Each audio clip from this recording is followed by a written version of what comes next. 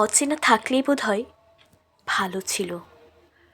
না থাকতো এত গল্প, না থাকতো এই পরিণতি। অন্তত হৃদয়ের আকাশটা ছিল শান্ত। হঠাৎ হঠাৎ তুমি এলে, রঙিন করলে। তারপর সেই আলোয় ছায়া গেঁথে অন্ধকার বানালে।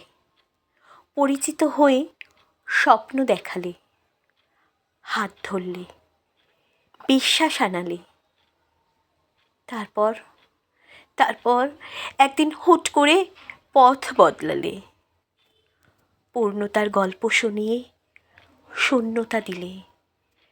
ভালোবাসার নাম করে প্রতারণা শিখালে। আজ বুঝি তুমি কখনোই আপন ছিলে না, স্রেফ একটা অস্থায়ী গল্প, যা শেষ হয় নীরবে, বিনা শব্দে। তুমি কি জানো শূন্যতার ওজন সবচেয়ে বেশি হয়? এটা একবার হৃদয়ে বসলে কখনোই আর নামতে চায় না। আজও মাঝে মাঝে ভাবি, তুমি যদি কেবলই অচেনা হতে, তাহলে অন্তত মনে এই গভীর শূন্যতা থাকতো না।